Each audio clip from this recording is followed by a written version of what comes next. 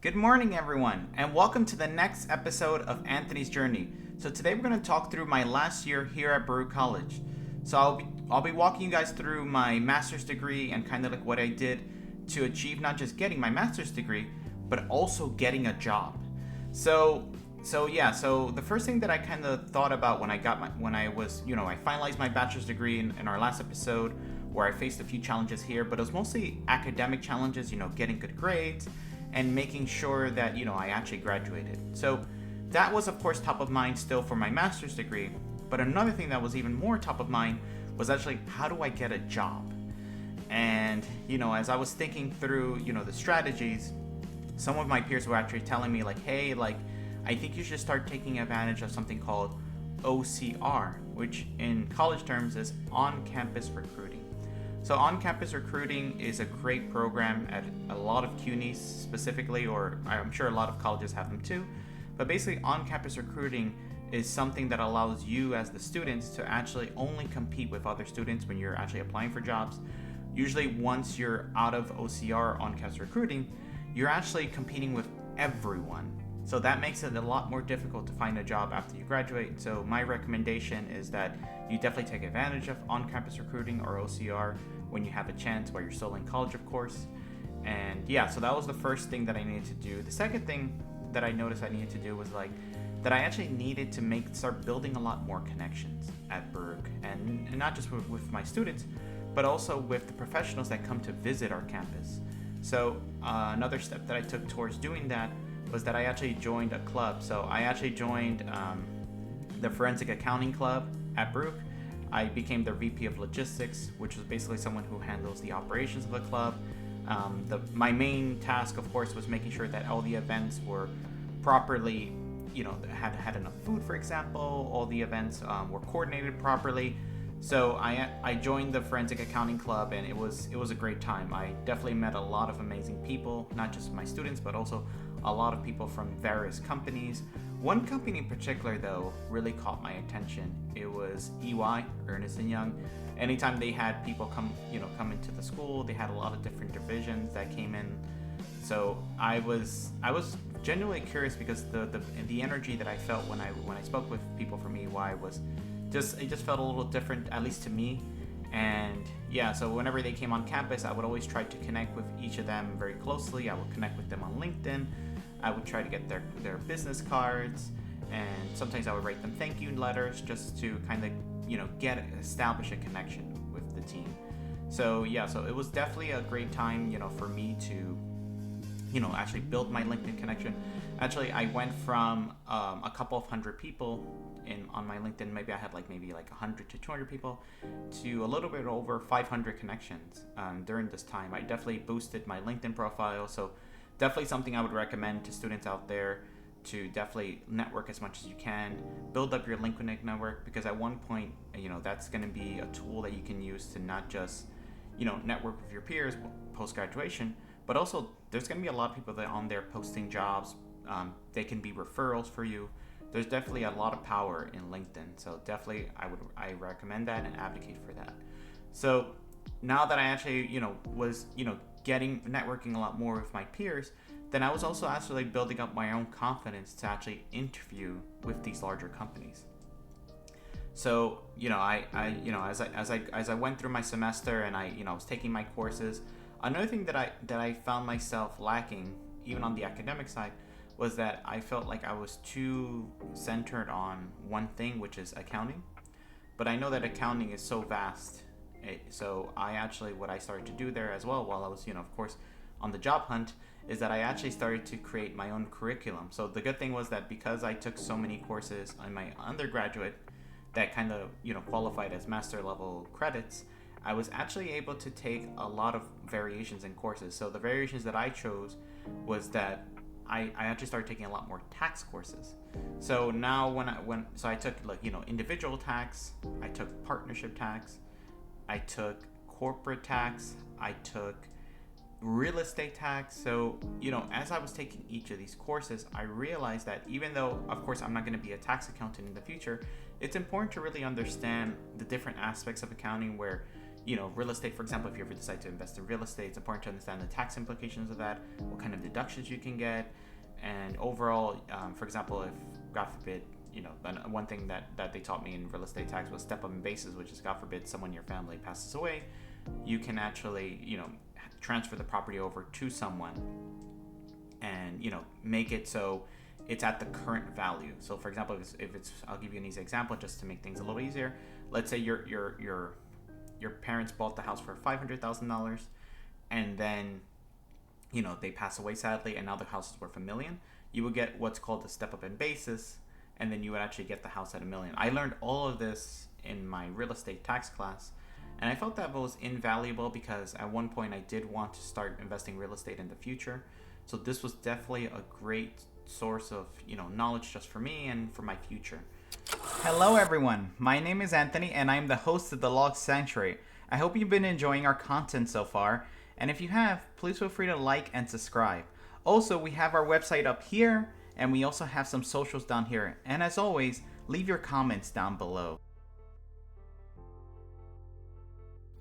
Now, as I kept progressing throughout the semester, I realized that, I was getting a lot better with my grades, so I was establishing a rhythm, if that makes sense. So I was actually establishing like a rhythm with like different verticals, if that makes sense. And an example of this was that I was able to form my study habits. I had my BP of logistics items, and on top of that, I was doing a lot of the career progression in the sense of, resume building. I was able to, build up my LinkedIn, networking, and, I definitely felt that I was progressing towards my goal. So as I, as my first semester came and went, there wasn't really much, anything crazy that happened, except, I got really good grades. Luckily, I kept my grades up. But the second semester of my graduate program, that was actually the pinnacle for me. So that's actually when the on-campus recruiting actually started. So usually it starts in the second half of the semester, right before students graduate. So I actually was able to think about like, hey, which company do I want to actually go work for? And I was definitely leaning towards EY, but something that kind of called out to me was that maybe I should explore my options as well. So one of the things that I actually did was I actually went to an external career fair where I would meet different companies, and I actually met someone from PwC, funny enough, and I was she really enjoyed my company, and she actually offered me a job, funny enough, but the thing was she would need me to move to Texas. So I was a little bit hesitant because it was my first time being on my own, and I wasn't sure if I wanted to move all the way to Texas. Like at the time, I thought that it was my only way out, in order to like find a job. So I was already ready to like move to Texas. I was already saying goodbye to my family, goodbye to my friends, and I was a little bit heartbroken because I didn't want to move away so quickly. But I decided to actually, on top of that, on top of like, having that kind of already secured position at PwC, I decided to actually explore maybe a way that I could stay with my friends and family here in New York. So I decided to, go through the on-campus recruiting process. I actually had a friend who actually already worked at the division I wanted to work at EY. So when I actually, was throughout when I was going through the interview process, I actually mentioned, her name a couple of times, and they were like, "Wow, like her," and I was like, "Yep. We took a lot of graduate courses together, and she's been an inspiration for me," which is true. She has always been an inspiration for me, in terms of like her goals, her aspirations. It really spoke to me. And I went through the interview process. I practiced. I did like almost 20 mock interviews. I was just constantly mock interviewing, constantly like prepping for this. So it came the day where I actually went to EY, and I went to the corporate office here in Times Square. Well, it was in Times Square previously, but now it's not there anymore. But yeah, so I went to Times Square and I went into the EY office, and it was a little scary at first because it seemed very corporate, and it seemed like, hey, this is my real legit, like, gonna be my full-time corporate job. So I went through it, and then as I ventured through each of the rooms, I had my first interview. It went well. got through my second interview. It also went well. And then I got through my third interview, and it's, my third interview actually seemed like it didn't go too well. Like I couldn't gauge the energy of the interviewer too much. And I thought that was it. Like I wasn't going to get the position. And I was pretty heartbroken because I was like, well, I guess I'm going to have to kind of move to Texas, move away from my family, and kind of like, start a new life there. But funny enough, I was, at the time I was actually working for a company called Relevant Sports, which I talked about in my earlier episodes. I was actually working there part-time for a bit during my second semester, and it was actually a pretty crazy thing where I actually got a call from the EY recruiter, and she told me, "Hey, you got the job." And I was like, "Really? I got the job?" You're like, "Yep. You're gonna start right in September of 2016." And I was like, I was so emotional. I was crying. I was like, wow, this was a blessing. I actually got the job here in New York. I don't have to move away to Texas, and it just made me feel so complete, because I was like, this was what I needed to actually, get to my next chapter of my life. And at the same time, funny enough, they did say one thing which I didn't have at the time, which was I needed my driver's license. So I've been trying to get my driver's license for a little over, I think, 2 years, I would say.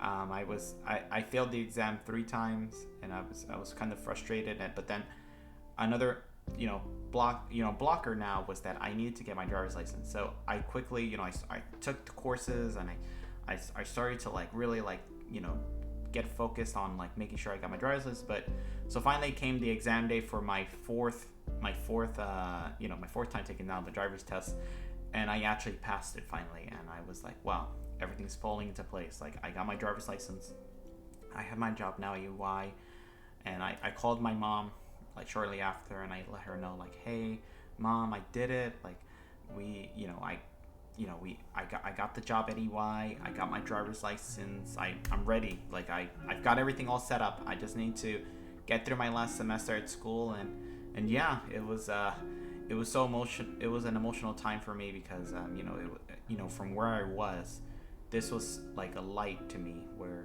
now I was at a point in my life where I was effectively a college dropout, and now I was going to be part of the Big Four. I was going to graduate with my master's. I had my driver's license in hand. I had all the tools that I needed. So I was completely over the moon. And finally, I got through I kept going through my last semester, now with this newfound hope that everything was waiting for me. And yeah, luckily I got through my last semester at Baruch, and I graduated. I graduated with my master's degree. I was ready for my next position. But, right before that, I actually got a call from, so there's a sister company at Relevant Sport called Ascendant Sports. I actually got a call from them because technically I wasn't going to start my new position, for another 9 months. So I actually got a call from them to actually work with them. So I'll talk a little bit more about that in my next episode next week. Keep doing what you're doing. You're doing an amazing job, and I'm wishing everyone out there all the best. All right, until next time, adios.